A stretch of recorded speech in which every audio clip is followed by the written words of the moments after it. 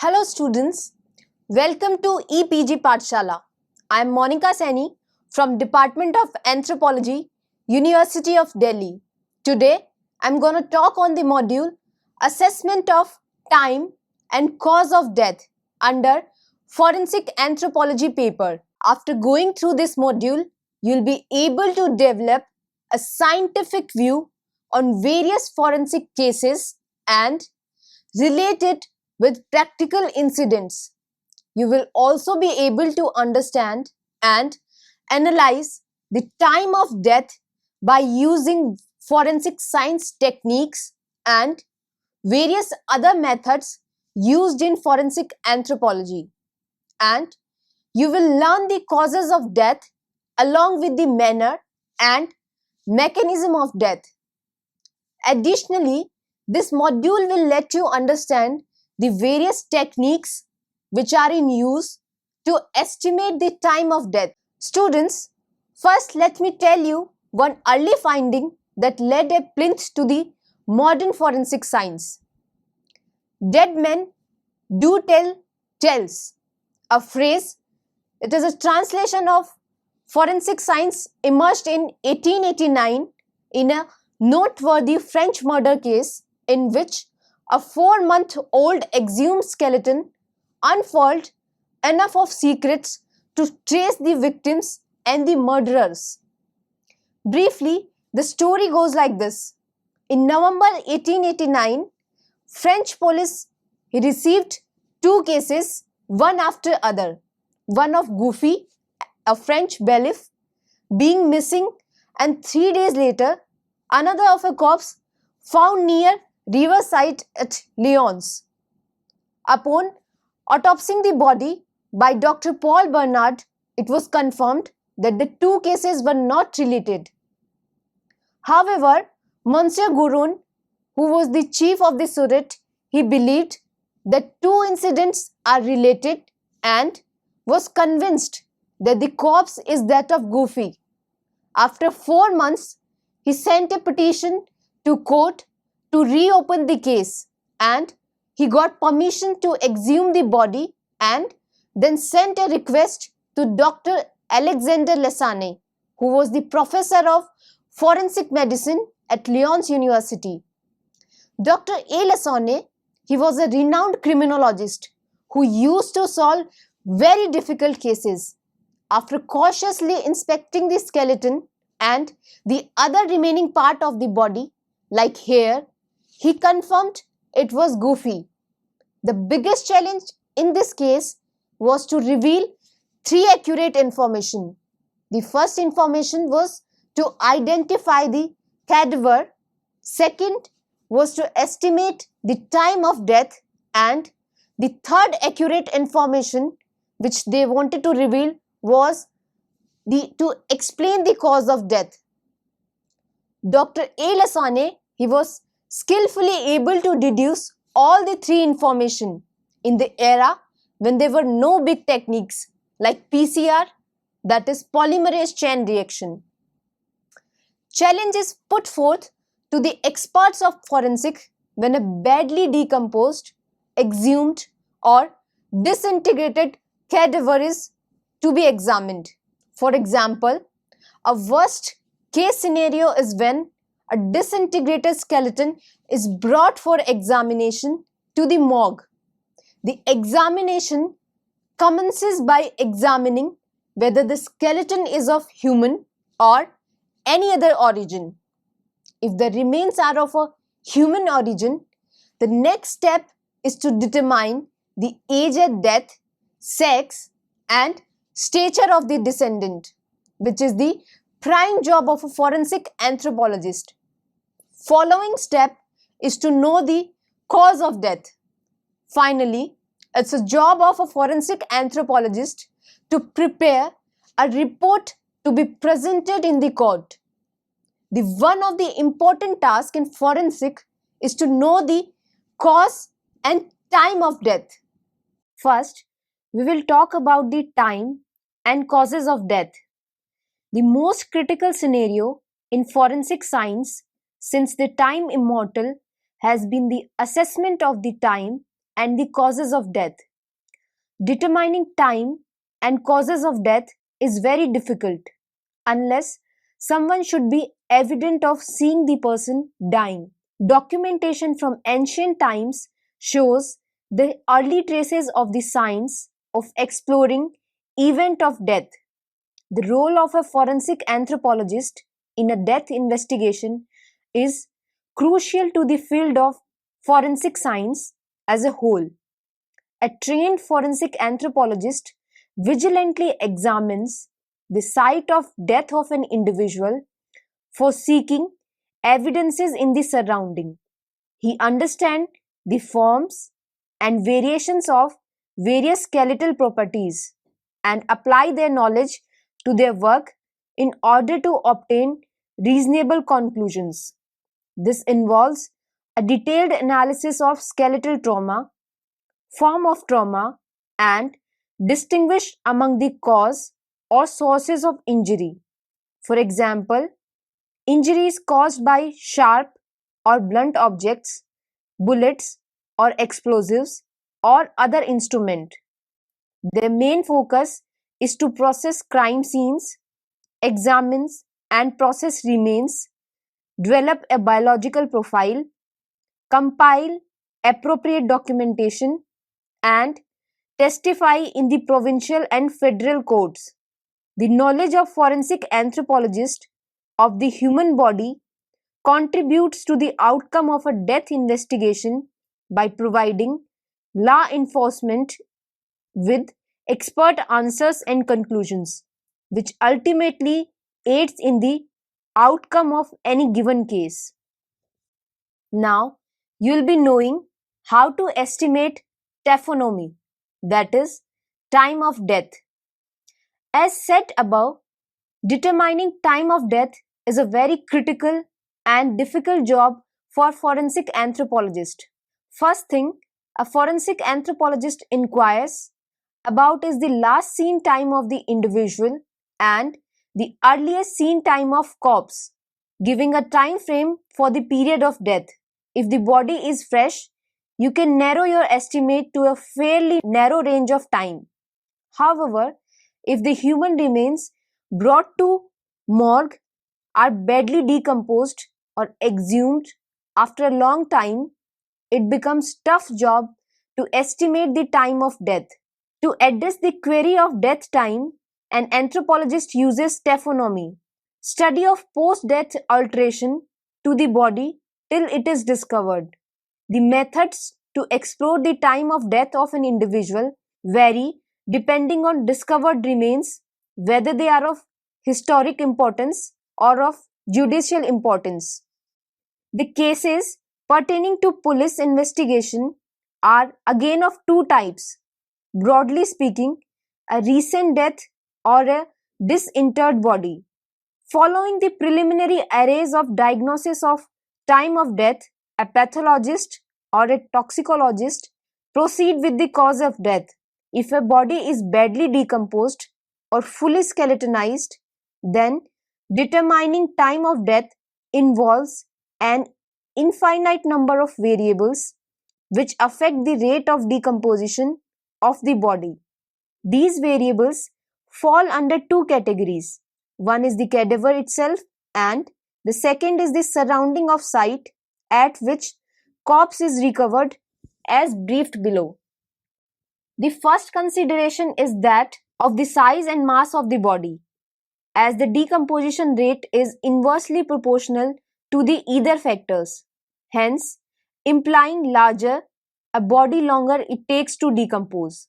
The second consideration, as mentioned previously, is whether the corpse found is integrated or not. Intact body means an intact skin surface which protects the body from assault by microorganisms. After death, decomposition begins around natural body opening, particularly the head, and then proceed to the area of the body with the moist tissue. The third consideration is most critical and delicate, that is, handling of corpse post recovery. For example, after discovering a dead body, if the body is kept nude on the ground, it will decompose faster than the wrapped body. A body kept in the coffin, then buried, will decompose slower as compared to a body directly buried under soil. Soil, being home to many microbes that scavenge on body, hasten the decomposition many times. Human body is composed of variety of tissues, so it varies the rate of decomposition of the different tissues. Now you will be able to know what are the different methods of estimation of time of the death.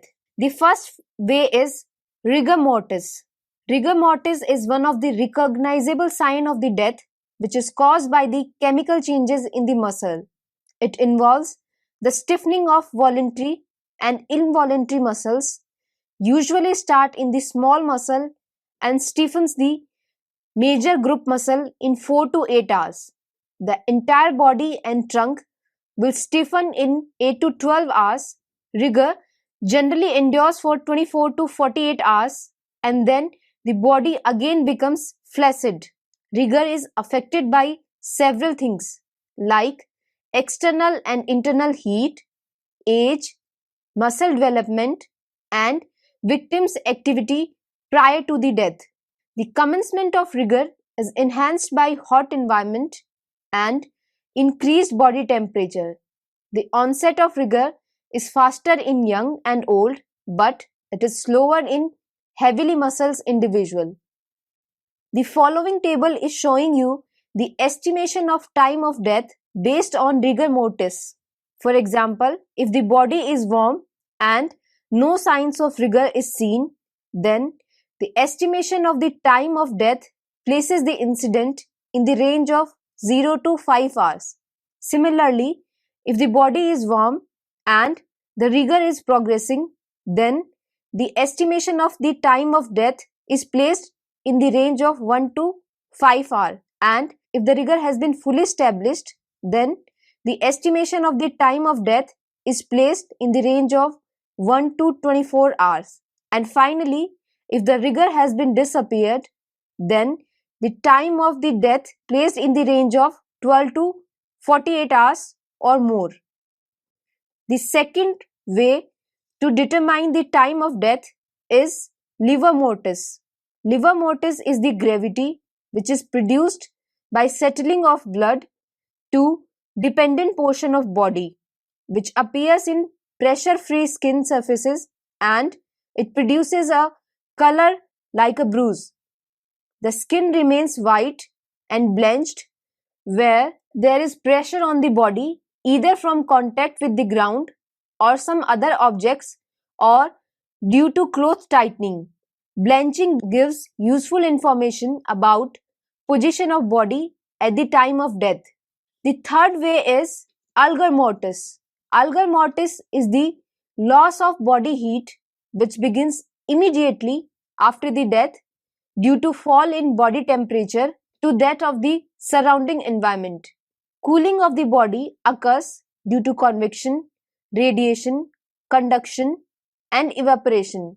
The loss of body heat is highly variable as it depends upon body temperature at death, sex of the body, the type of the clothing on the body, percentage of skin exposure, and environmental conditions like temperature, moisture, wind, time of day, and the surface on which the body is lying.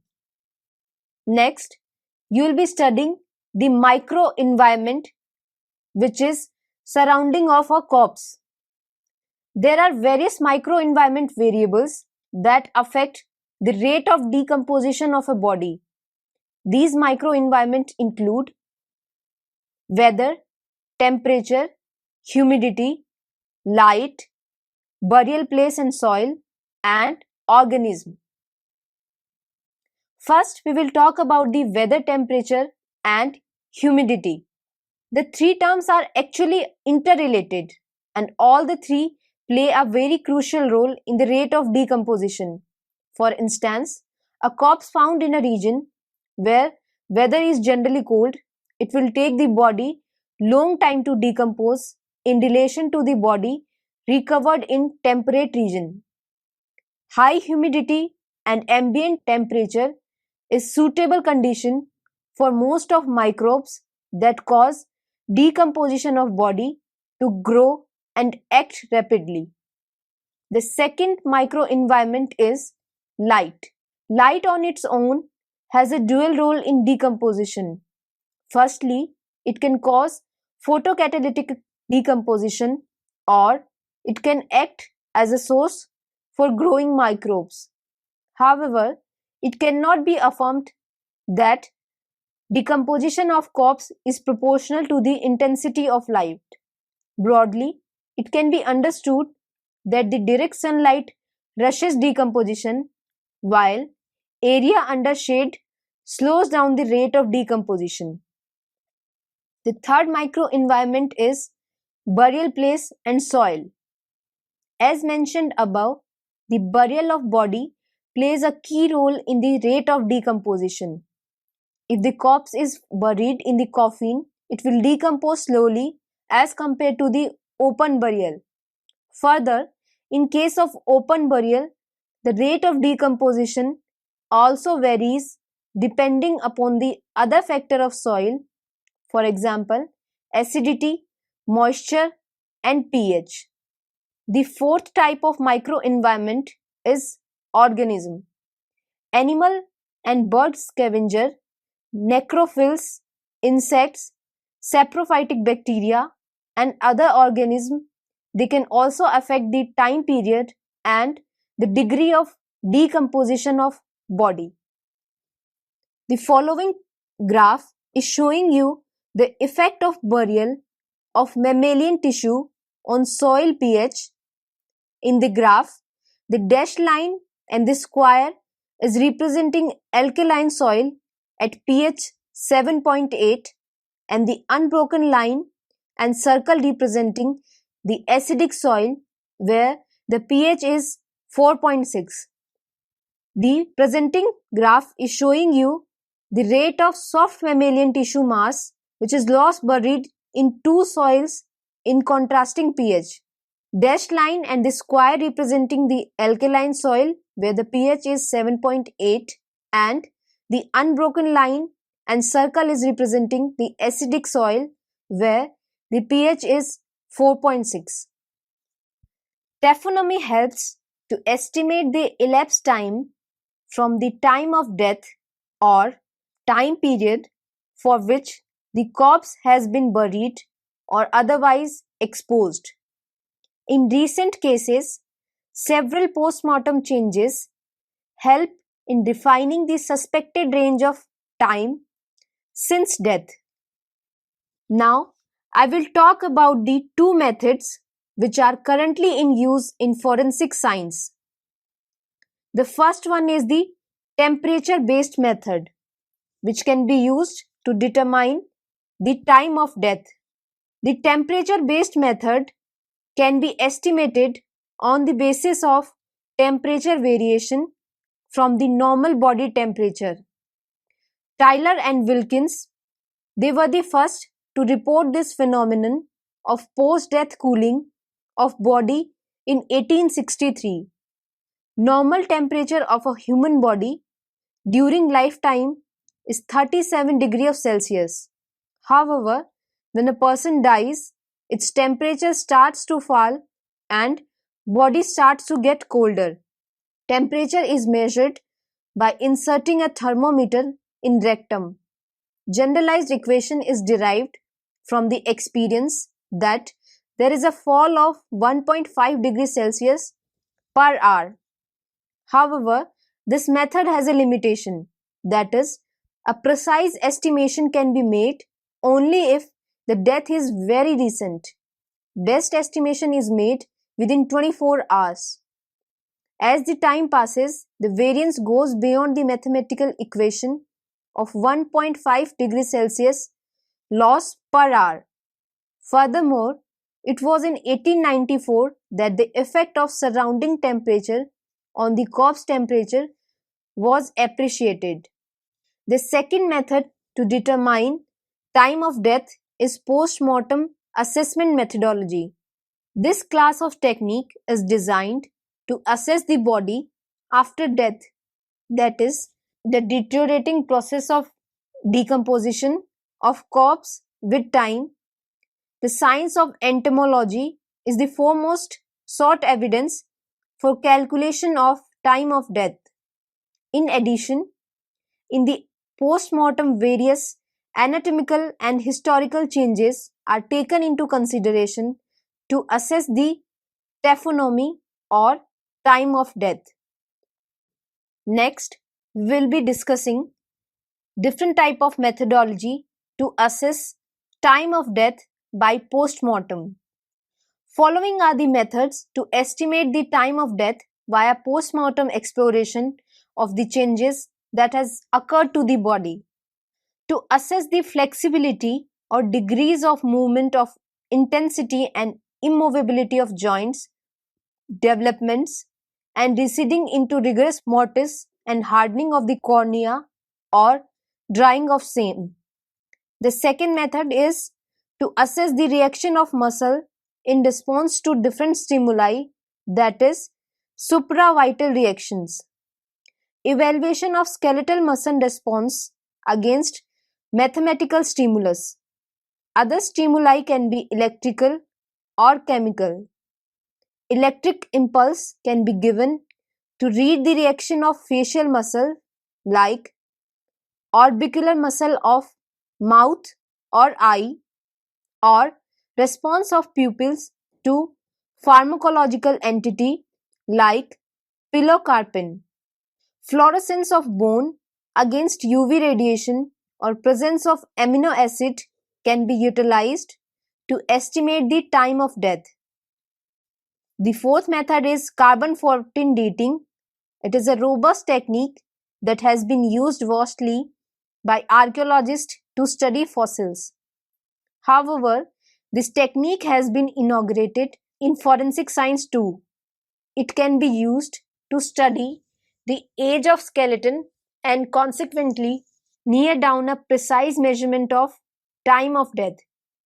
To analyze the biochemical processes taking place in dead body, that is, inspection of biochemical catalyst or enzymes in various tissues and body fluids or exudates.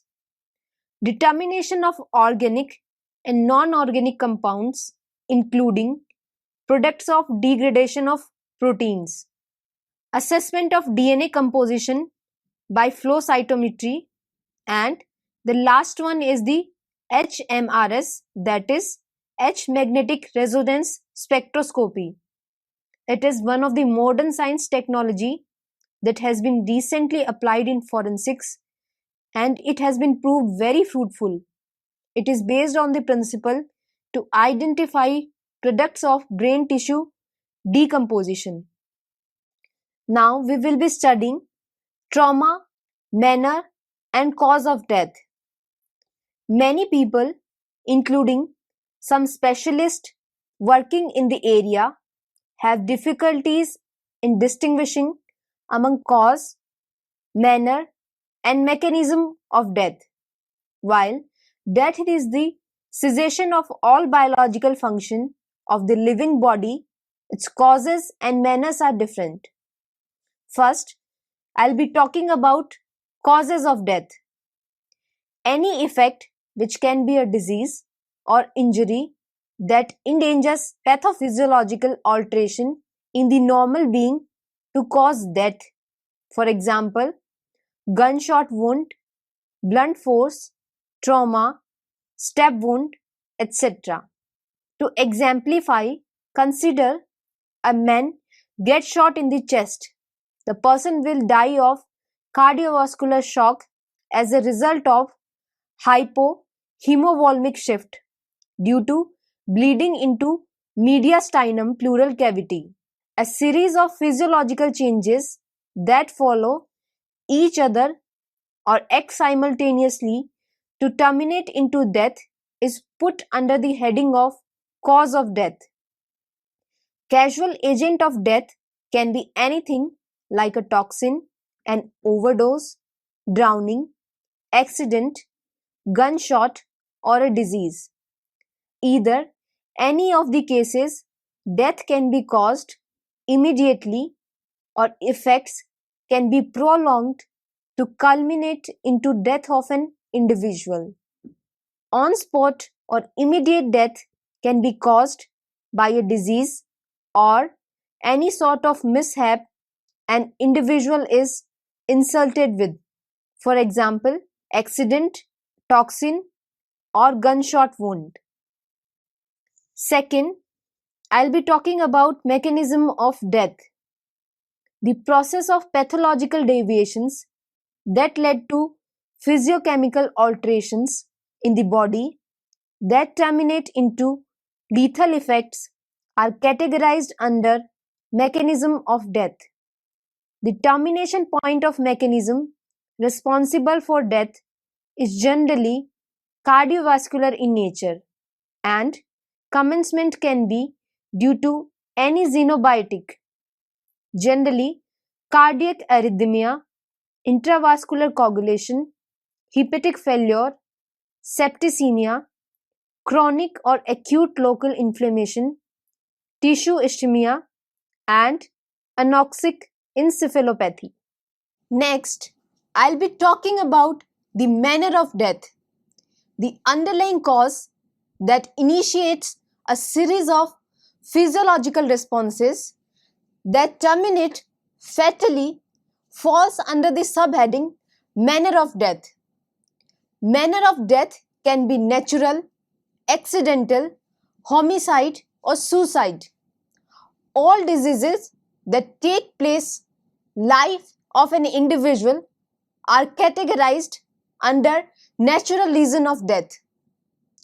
Another example of a person riding a bike gets hit by a heavy vehicle from behind and dies immediately can be put under accidental or homicidal category, and it depends on the intention of the heavy vehicle driver.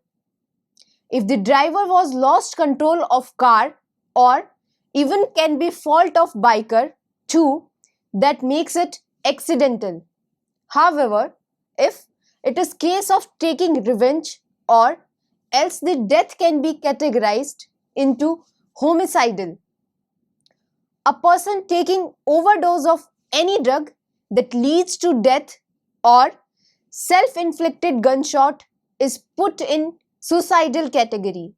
The classic example is one of the gunshot injury, which could be classified as four manners of death, such as homicide, when someone shot the victim, suicide, accident, when the shot was self-inflicted unintentionally, and undetermined, when there are no witness to the event, and the autopsy failed to clarify the manner of death.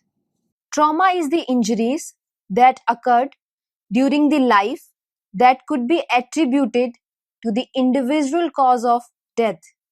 It can also occur after death, such as with dismemberment of a corpse.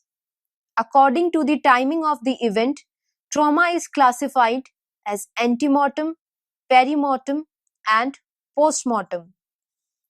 Antemortem means before death.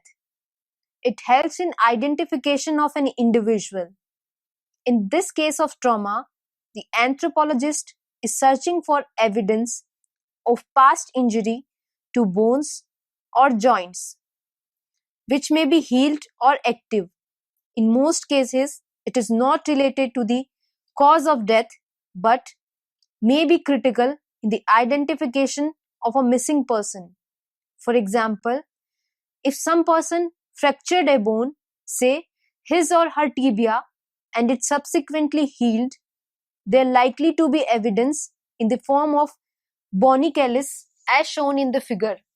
The figure is showing you left normal humerus and right antemortem humerus.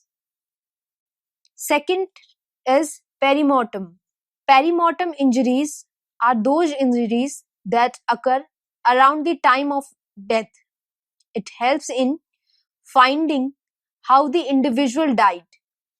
As bone retains its organic component, for some time after death, it is extremely difficult to differentiate between damage inflicted to a living bone or to bone shortly after death. Scanning electron microscopy is used that can be detected microscopically is often a localized periosteal reaction. Forensic anthropologists are generally concerned with three types of perimortem trauma, that is, sharp force trauma, which is done by bone cut. Second is blunt force trauma, which includes broken bone. And the third one is sharp force and projectile, which is made by gunshot and fragmentation injuries. The comprehensive study includes analyzing trauma or skeleton trauma and to differentiate casual agent of injuries. For example, whether caused by bullets, sharp or blunt objects, or other instrument. Surgical trauma may also be recorded as perimortem if individual did not survive the procedure long enough for skeletal healing to be evident. The sharp force trauma can be defined as an injury to skin and underlying tissues by a pointed or slim object over a very small area of body. For instance, a wound caused by knife or chisel. The effect of sharp force trauma complication depend on the site of injury and force of stab or slash or cut. They can badly injure intestinal wall or can cause trauma to the bone. Whereas sharp force and projectiles, which include gunshot wounds are special type of blunt force trauma involving the impact of a projectile. The type of injury can be vary based on the caliber, type of projectile, distance, and angle of impact. Distinguishing between the entrance wounds and exit wounds, especially on cranium, is accomplished by observation of the internal and external beveling. Next is strangulation. It is murdering by pressing against neck either by the use of hands, any form of cloth or wire. Strangulation is determined by inferring the pressure against the hyoid bone and thyroid cartilage. Further, determination is also done on the basis of blood infiltration to soft tissues, laceration of intimae of jugular vein and carotid artery, and of course externally the ligature marks on the skin. In addition to these traumas, other form of trauma that could cause death are thermal, chemical, electrocution, high pressure chemical trauma by explosion, anoxia, and toxic. For forensic anthropologists, the vital piece of injury is the pattern of injury that gives him direct information to the causal agent of the injury. The last one is the post-mortem, which means after death, and it includes the observation of changes that occur to the body during this time period, which are critical in the determination of time since death. In general, post-mortem changes are not associated with death and the result of natural taphonomic process. It involves two very important terms, that is post-mortem dismemberment and disarticulation. There is a very fine difference between the two. While dismemberment is the process of cutting bones into pieces at any location, for example, cutting in the middle of femur, and disarticulation is removal of body parts at the natural joint. For dismemberment, either bone hands or saw can be used. Knife is used for disarticulation. Students, now let us summarize the module.